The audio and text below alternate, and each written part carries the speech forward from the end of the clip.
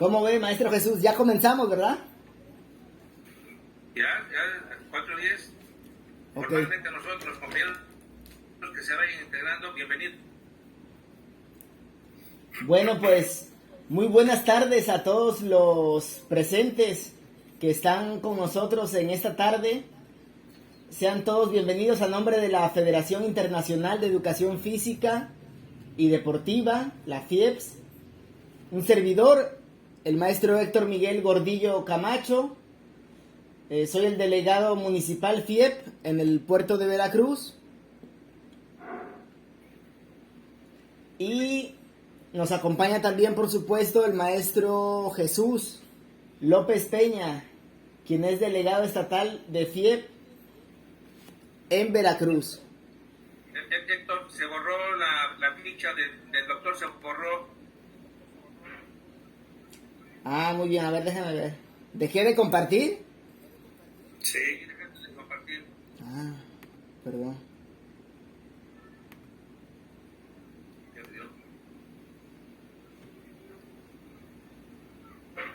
Ya va.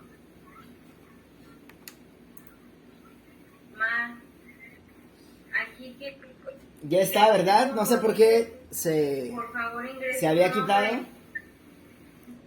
Pero bueno, les damos la más cordial bienvenida a esta segunda parte del foro que titulamos La educación física en la sociedad. Y a continuación, Ahí está. ahí está, bien. A continuación, Héctor, no soy el... Héctor, no se está escuchando bien, acércate más. ah. Ok, ahí me escuchan. Sí, yo escucho claro. Ok, bien. El siguiente ponente es el doctor Jorge Ochoa Torres, que tenemos la fortuna que nos acompaña el día de hoy. Su ponencia es muy interesante, titulada Deuda Social de la Educación Física. El doctor Jorge Ochoa Torres es doctorado en biomecánica por la Universidad de Oviedo, profesor distinguido de Educación Física en la Ciudad de México por la DGEF, representante del Consejo Mexicano de Educación Física, especialista en entrenamiento de baloncesto certificado por ODEPA, investigador del rendimiento físico en la etapa escolar, medalla Ignacio Manuel Altamirano y Rafael Ramírez por docencia frente a grupo, otorgada por la SEP, ponente en foros legislativos y académicos nacionales e internacionales. Sin más, vamos a cederle el micrófono al doctor Jorge Ochoa Torres. Adelante, doctor. Muchas gracias por estar. Pues muchas gracias por la invitación. Es para mí siempre un gusto poder participar en estos foros, participar y dar, pues más que una opinión, datos, y ahora enfocar sobre esta temática lo que va a ser una forma en la que estamos comprometidos de rescatar la educación física al nivel que debe de tener y que pues, en muchos lugares no nos quieren entender, no nos quieren dar esa dignidad, y bueno, por eso lo enfoqué ahora hacia este tema, la educación física en sociedad, y específicamente tratar de aclarar por qué tenemos una deuda social de la educación física. Así es de que me voy a permitir con ustedes compartirles y empezar la disertación. Vamos a tener más o menos bajo este esquema el encuadre de esta charla.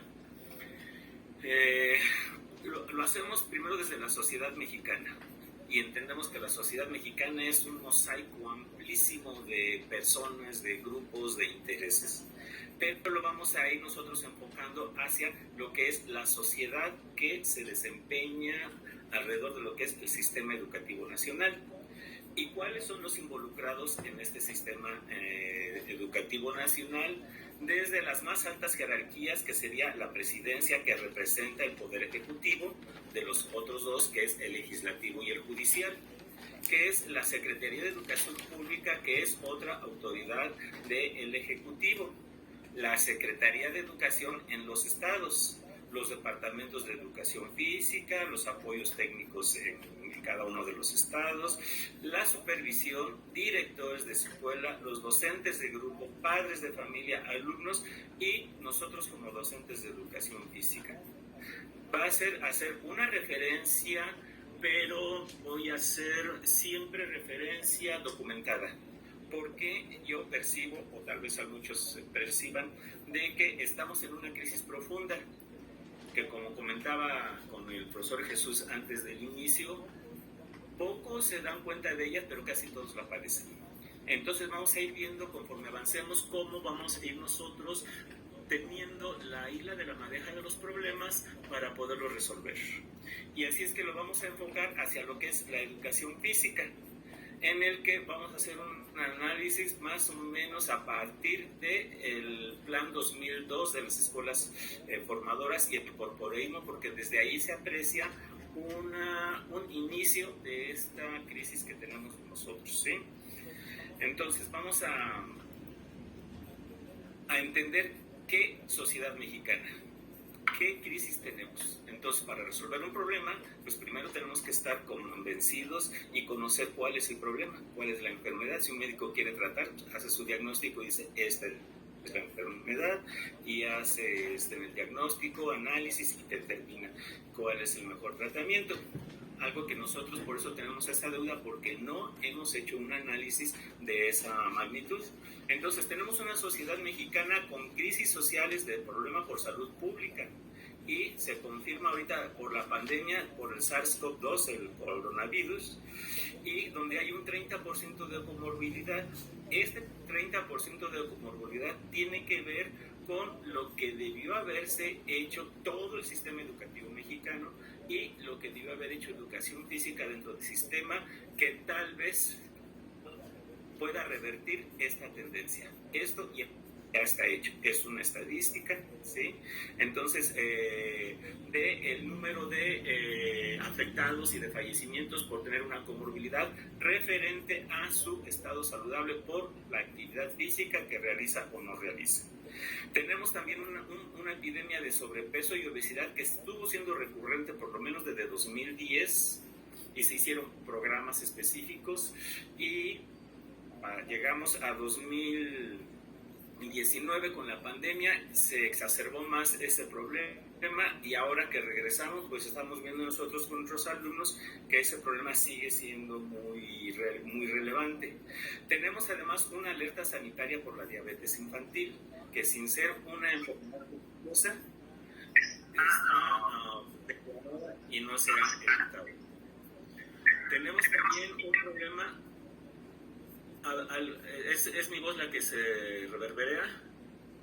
Bueno, un problema por analfabetismo social en cultura física, puesto que según las estadísticas, solamente del 5 al 10% de las personas de la población abierta hace un ejercicio de efecto saludable. Entonces, este analfabetismo social lo podemos nosotros ahorita referir concretamente a las recomendaciones de la Organización Mundial de la Salud. Recomienda que un ejercicio de efecto saludable debe de tener de 4 a 7 meses de gasto de calorías. Y lo dejo abierto ahorita y pregunto, ¿cuántos de ustedes saben a cuántas calorías se refiere para decir estoy haciendo ejercicio de efecto saludable? Tenemos también una crisis por un sistema educativo nacional sedentario recurrente. En todos los planes y programas que se han hecho tienen la tendencia y la sentencia a de que tiene que ser sedentario. ¿Por qué? Porque se aplica solamente en este sistema el 2.4% cuando es una sesión a la semana, o el 4.8% cuando son 2 veces a la semana, para tener un modelo educativo integral. Entonces vimos que ha sido desintegrador por ser sedentario, y entonces tenemos esta estadística de primer lugar mundial en obesidad infantil y segundo en mundial en adultos. Doctor Ochoa, perdón. Todos estos adultos que pasaron por la escuela. ¿Sí, adelante? Sí, perdón, doctor Ochoa, nada más para comentarle. Nosotros, bueno, creo que los demás también, vemos únicamente la primer diapositiva en grande y las demás están chiquitas. Me imagino que ya no va en la primera, sino que ya va, no sé, en la segunda o tercera. Voy en la segunda. Ah, ok. Entonces, En la segunda.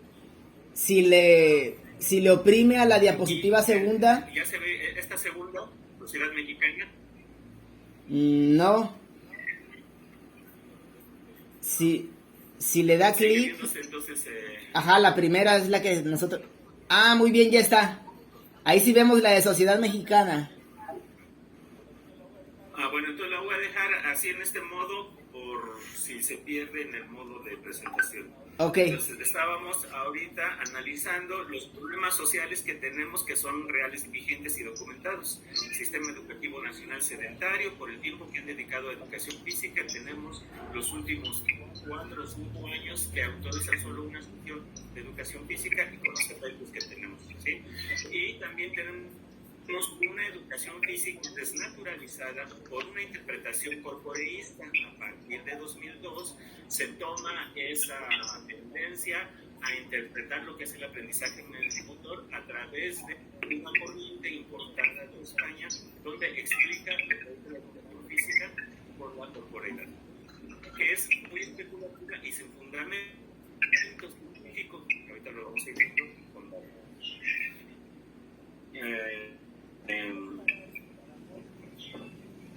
pero para hablar con esto, yo quiero convencerles explicando de que lo de que les voy a hablar es lo que he hecho. No es una exposición teórica y una intención aspiracionista, sino es darles a conocer una forma en haber dado respuesta a lo que la sociedad nos demanda.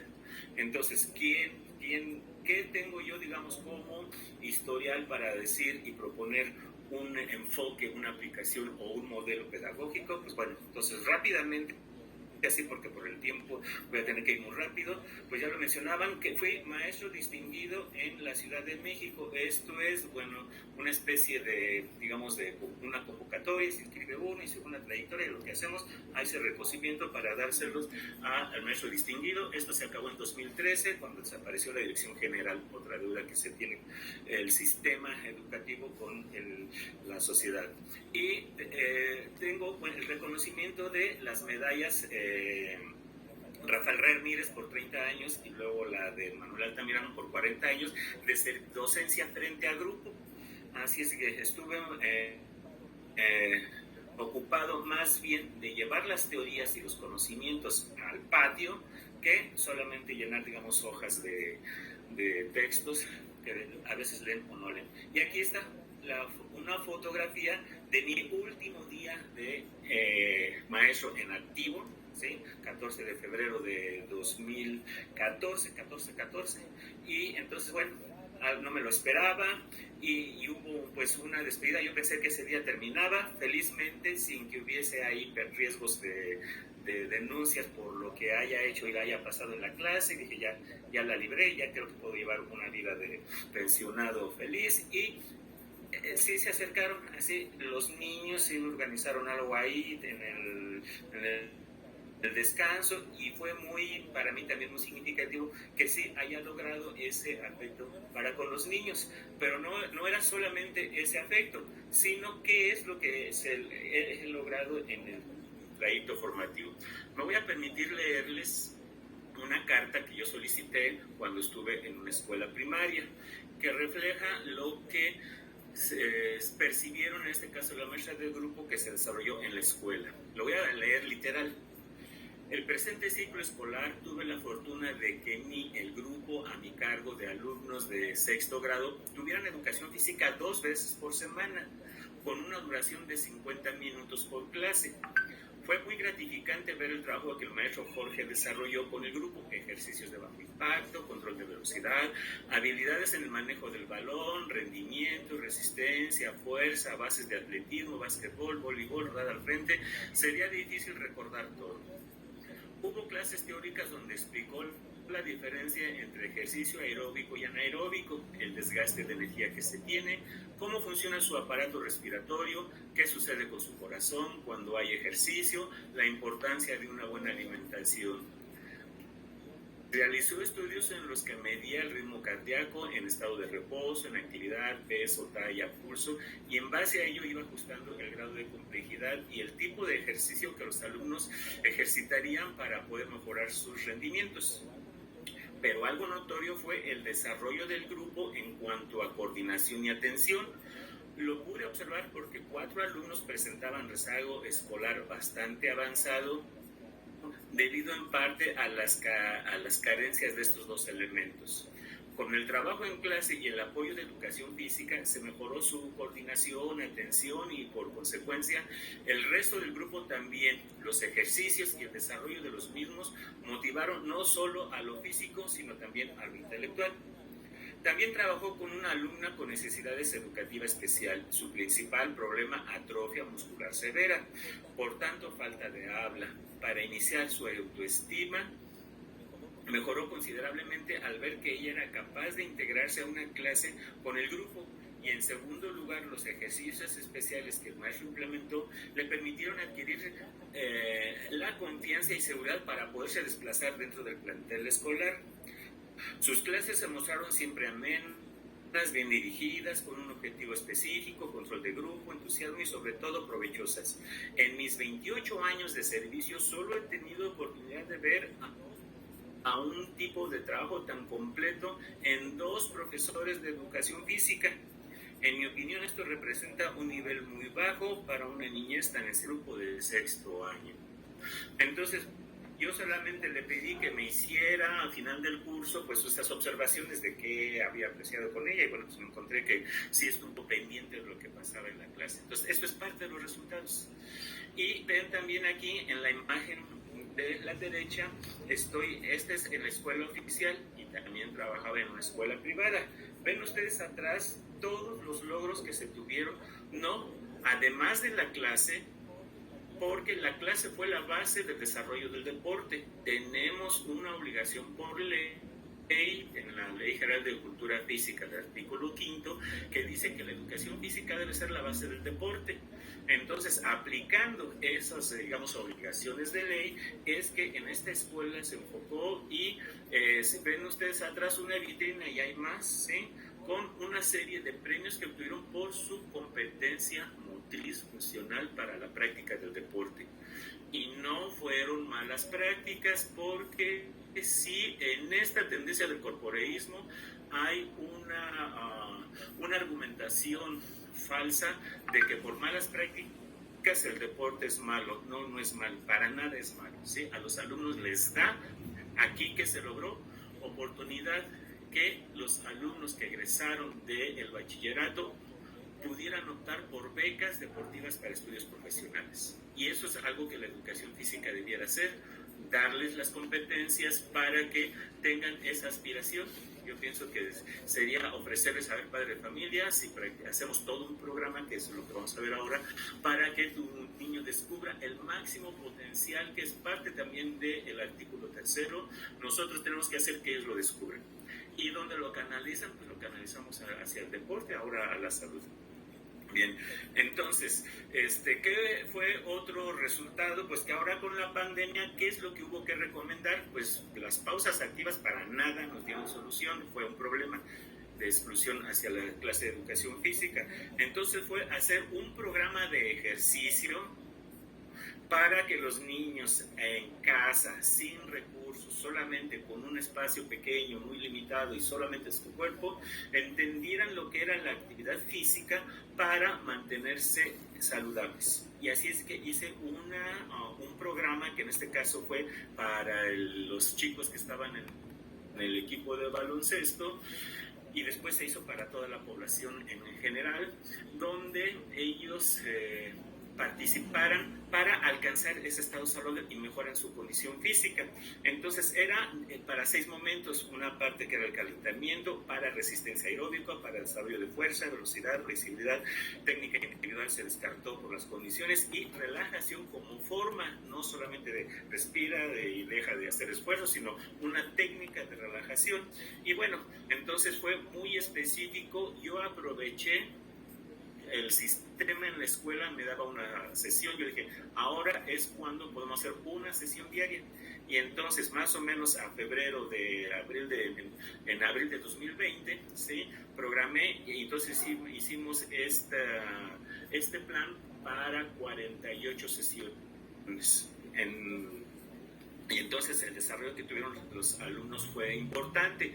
Vemos aquí en imágenes es entender lo que es la motricidad. De acuerdo a cómo nosotros desarrollemos esta motricidad, vamos a tener estos efectos de adaptación, de fuerza, velocidad, resistencia y flexibilidad, el mismo movimiento, entender qué es la contracción muscular y qué es la motricidad. Y teníamos entonces con un registro en esta ocasión, una sesión de 344 calorías. Esto está dentro de las recomendaciones mundiales de la salud de ejercicio saludable. A partir de 300 calorías ya estamos teniendo nosotros ese efecto saludable, y debe haber una adaptación al esfuerzo, lejos del entrenamiento específico para un deporte. Para la salud tenemos el concepto de adaptación al esfuerzo.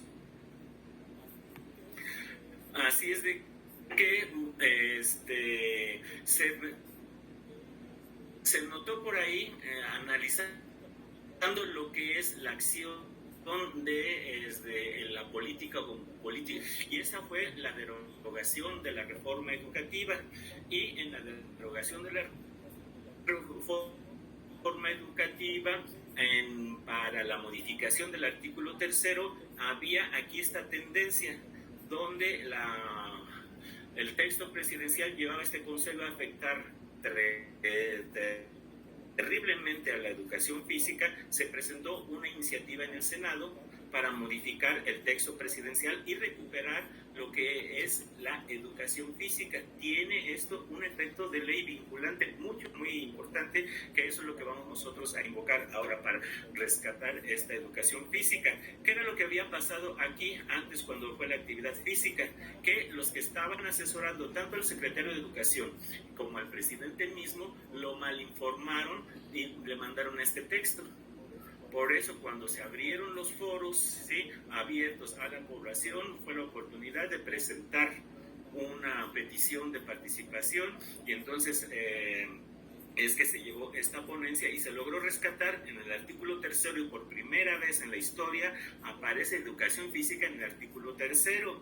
¿Cuál fue el efecto? Que entonces ya en leyes secundarias, como es la Ley General de Educación Física, ¿sí?, dice, además de todo como está desarrollado el artículo, además la activación física, aquí nuevamente en diputados otra vez metieron este concepto de activación física porque querían descartar a la educación física un sector que ahorita les voy a aclarar quién fue dentro del sistema educativo. Y también se quedó la educación física. ¿Por qué la educación física? Porque ya estaba en el artículo 3º. Entonces no puede ser una ley secundaria sin el concepto original. Y además de manera diaria, porque son las recomendaciones mundiales de la OMS. El sistema educativo mexicano, la única oportunidad que tiene de hacer una educación física, una educación general, integral, es a través de la educación física y haciendo una sesión diaria de educación física.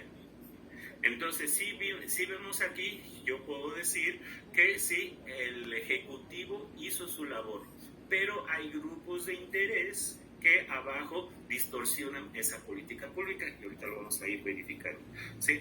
Así es de que, bueno, tenemos entonces una evolución de educación física desde el 73 con cambios de programa. Tenemos 8, 9 ahora con el modelo de la nueva escuela mexicana. Los tres primeros, ¿sí?, estos fueron desarrollados en lo que era la Dirección General de Educación Física, que la desaparecieron en 2013 por el secretario de Educación en turno. Y tenemos también aquí, hubo referencia, estos eran entonces hechos en la Dirección General, pero necesitaban la utilización del ASTEP, y en este tiempo del Consejo Nacional Técnico de la Educación, que también desapareció, para que fuera solamente a partir de 2002 la Dirección General de Desarrollo Curricular quien determina así por ley que es la que tiene que autorizar los programas. Entonces tenemos ahí una tendencia desde 2002 y aparece el corporeísmo como una tendencia a explicar la educación física, el aprendizaje motor a través de la corporeidad. Y eso es una lógica natural, tenemos un cuerpo y a través de ahí se desarrolla la educación física, pero tenemos una tendencia en el discurso, en la pedagogía y en la didáctica, donde empieza a tener deuda la educación física con la sociedad mexicana. Y entonces así tenemos que empiezan las generaciones de las escuelas formadoras a estudiar en 2002, egresan en 2006, aparece el primer programa con esta tendencia de la corporeidad y viene después un ajuste en 2009, 2011, 2016, que este modelo educativo solamente se quedó en papel porque fue desechado. Hubo una prolongación del 2011 hasta que apareció el 2017 Aprendizajes Clave. Luego tenemos una nueva reforma en las escuelas formadoras con el plan 2018 y aparece entonces ahora para 2018 debió haber aparecido. Este programa lleva 3 años de retraso. ¿Por qué? Porque sí hubo una tendencia en desarrollo curricular, cambiaron ya esas autoridades en prolongar esta tendencia, y ellos, algunos de sus representantes lo declaró, de que ellos tenían un proyecto de Estado, no de gobierno, entonces iban a sostener esta tendencia del modelo educativo, pero bueno, aparecen cambios en relevos en los que dirigen la SEP y aparece el programa 2022. ¿Qué es lo que estamos en deuda? La educación física. Yo estuve revisando y digo, bueno, ¿por qué ahora niegan la base biológica y la base científica de la educación física? Y entonces me encontré que habiendo tenido 4 semestres en esta currícula, en 2 materias, el cuerpo, estructura y funciones, para entender qué era lo que debería de aplicarse para las clases. Y entonces tenemos aquí, lo define el mismo programa, el estudio del cuerpo, es decir, de sus propiedades, sistemas y aparatos, con la finalidad de favorecer su cuidado.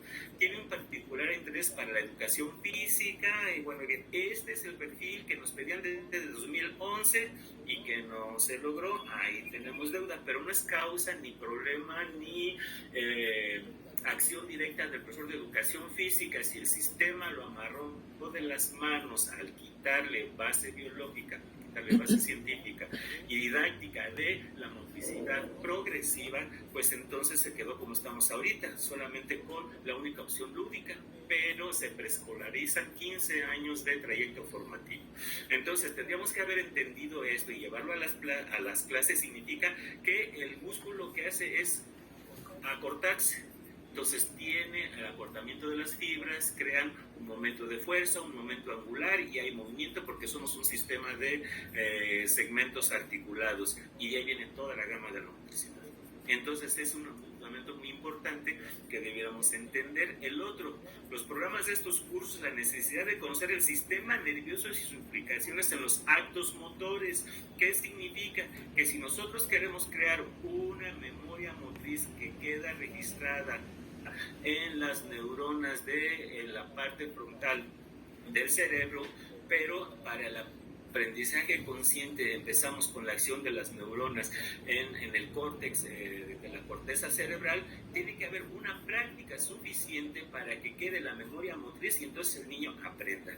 Si nosotros estamos salpicando solamente de movimientos sin continuidad, el niño no aprende, y ahí tenemos otra de las deudas de que educación física tiene que ser la base del deporte y el deporte educativo como está catalogado ahora, para que haya servido para su desarrollo integral. Esa deuda también la tenemos obligada por el sistema y esos falsos conceptos.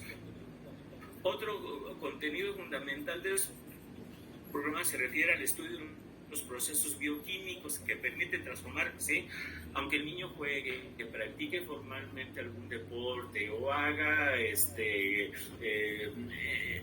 representaciones corporales y manifestaciones gestuales, está poniéndose en práctica este sistema de energía en el que tenemos nosotros ahí que el ATP se constituye en la célula como única fuente de energía para la contracción muscular. Y hay 3 sistemas energéticos para estar produciendo ATP y cada uno de estos sistemas tienen un gasto y una reconversión en tiempo para que nosotros podamos estar haciendo actividad física o ejercicio o programas específicos, pero teniendo en cuenta cuáles son estos principios de la restitución del ATP y los mecanismos que estamos utilizando, el aeróbico láctico, el anaeróbico láctico, y entonces este molino, ¿sí?, metabólico es importante como concepto que se debe estar manejando en cada una de las sesiones. ¿Por qué programo yo ciertos juegos, ciertas actividades o ciertas prácticas o ciertas técnicas que se van a conocer? Necesito de la energía y cómo adapté yo a mi sistema para que llegue al uso óptimo de esta energía. ¿Qué es lo que pasa con toda esta energía que se ingiere, se transforma y se almacena en forma de tejido adiposo? Entonces ahí tenemos también una necesidad de haber interpretado estos principios que debieron haberse supuesto de aplicación directa a cada una de las sesiones y no unas teorías. Yo pregunté a algún egresado reciente de la escuela, ¿qué recuerdas tú de estos temas? Dice, pues yo lo que recuerdo es de que me dijeron cómo tratar una insolación. Bueno, sí, pero y todo lo demás, lo que era la esencia de la educación física, se quedó pendiente. Entonces, por eso entonces me di a la tarea de que estaba más o menos en 2006 que inicié y que regresé de haber hecho la especialidad, y estaba en boga aquí en nuestro país, el aprendizaje por competencias y el ejercicio vigoroso, y dije, bueno, a ver qué está pasando, cuándo hacemos o no hacemos ejercicio vigoroso. Pues así es de que hay que investigar. Es decir, que para investigar vemos aquí una imagen de una práctica que teníamos. Ahora ya era en extra clase, se hizo convocatoria a los alumnos y entre 60 y 80 respondieron los papás, porque ellos eran los que tenían que autorizar. Además tenían la necesidad de este tiempo, de que los niños estuvieran ocupados, y bueno, se dieron condiciones ahí para tener un grupo muy abundante en la especialización de baloncesto en el programa de aquí en la Ciudad de México que se llama Avance Deportivo Escolar. Para eso utilicé entonces pulsómetros para estar checando la frecuencia cardíaca en la actividad física que hacía, y también utilicé la báscula por impedancia, Tanita la marca, que es la que tiene mejores prestaciones, para estar viendo qué estaba pasando con su composición corporal, y un taímetro para ver cómo fue esa evolución de la clase de educación física en los aspectos. ¿Qué es lo que me encontré? Pues primero, que la respuesta fisiológica de frecuencia cardíaca en cualquier modo siempre alcanza sus máximos. Entonces yo tengo una frecuencia máxima de 204 pulsaciones en promedio. Cada punto es un registro de pulsación de alguno de mis alumnos, y es cuando están trabajando la frecuencia máxima que dan. ¿Qué me vino a mí a la cabeza? Pues ese principio de que zonas de esfuerzo pues no aplica a población pediátrica. Entonces, ¿qué es lo que tengo que hacer yo para, en vez de trabajar en zonas de esfuerzo, pues que tengo que trabajar tiempos de estímulo? Y entonces me investigué a ver cómo responden los niños al esfuerzo. Entonces, esta primera parte de esta curva es de 5 de mis alumnos, que se puede superponer en el sistema que utilicé. Y aquí estamos viendo que el primero, a los 3 minutos más o menos, dejó de hacer esfuerzo. El que sigue fue más o menos a los 4, y así. Entonces yo me di cuenta, el estímulo para el desarrollo de la resistencia aeróbica tiene que ser en tiempos. Así es de que aplicar el método progresivo gradual para lograr adaptación, mejora de absorción de oxígeno, mayor rendimiento en fase aeróbica. Y luego dije aquí, bueno, ahora vamos a hacer aquí estímulos de máxima intensidad que fueron correr la cancha, ¿sí?, a toda velocidad, fueron 4 veces y tenemos 4 picos de máximo esfuerzo y la respuesta cardíaca es la misma. En ejercicio submáximo aquí fue trotando, botando un balón. Aquí fue carrera de máxima velocidad y el último juego libre. A ver, pues ya más o menos tenían ahí los principios básicos de dominio y ahora jueguen entre ustedes y eligieron en una sola canasta y esta fue la respuesta cardíaca que tenemos. Todos los niños siempre van a responder con frecuencia cardíaca máxima ante estímulos submáximos.